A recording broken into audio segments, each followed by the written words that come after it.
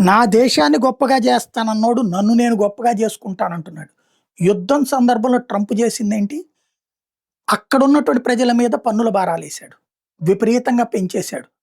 అదే సందర్భంలో యుద్ధంలో పోయి గెలిచాడంటే ఓడిపోయి కూడా గెలిచానని చెప్పుకొని తిరుగుతున్నాడు. నిస్సిగ్గుగా తిరుగుతున్నాడు. ఇరాన్ చాచి కొట్టిన దెబ్బలకి వాస్తవంగా అమెరికా పెద్దగా ఏమీ గాల. అమెరికన్ బేసులు దెబ్బతింటే 10 తయారు చేసుకోగలదది. నిలబడి కలబడాల్సిన చోట అర్జెంట్‌గా తప్పుకుని అవతలకెళ్ళిపోయాడు.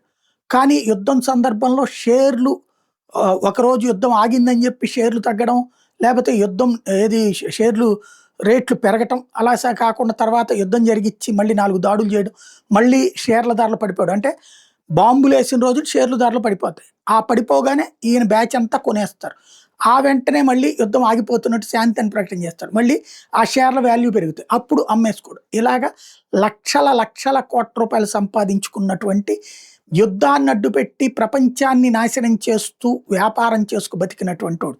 పైగా ప్రపంచంలోని యూరప్ దేశాల నాయకులందరిని అపహాస్యం చేసి చివరికి ఇటలీ ప్రధానమంత్రిని కూడా అపహాస్యం చేసినటువంటోడు. ఇట్లాంటి నీచుడు అసలు అమెరికా చరిత్రలో మరొకడు ఉంటాడా అన్నది $1 మిలియన్ ప్రశ్న.